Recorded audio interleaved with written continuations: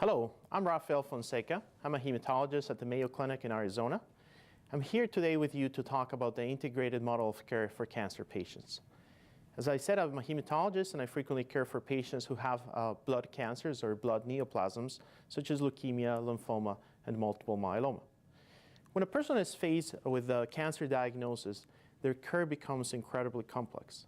Oftentimes, we have to call on specialties that are not necessarily those primarily caring for the cancer patient, and that is something we think we can do uniquely at Mayo. For instance, patients with cancer will still have need for care of their cardiac conditions, if they have a history of hypertension, if they have a history of coronary disease, they may have pulmonary disorders. They occasionally will have complications from therapy that will make us have to reach out and integrate our cancer services with those of other specialties. We also recognize that cancer is an experience that goes well beyond the care and the treatment specifically of the cancer. And this involves a multidisciplinary team.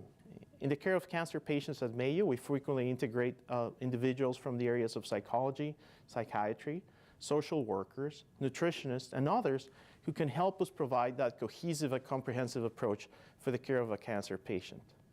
The care of cancer nowadays is incredibly complex, as I mentioned before, and the number of options, opportunities, and challenges and the available information for cancer patients make this a daunting experience.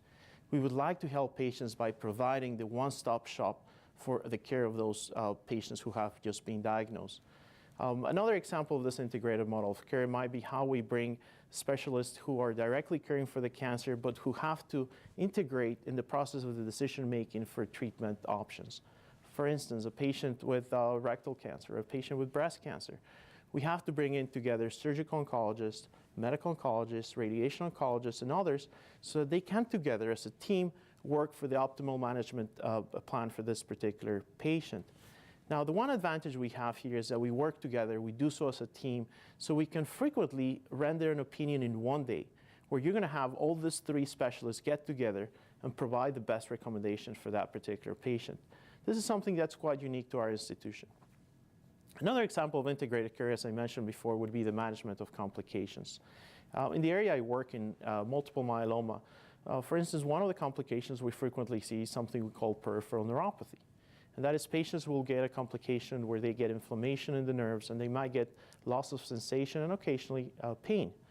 Now, if I was in an institution such as standalone cancer center, I may not have the support that I have here from neurologists and pain specialists who I frequently invoke as we face some of these complications for them to help us out to find the right treatment for that patient.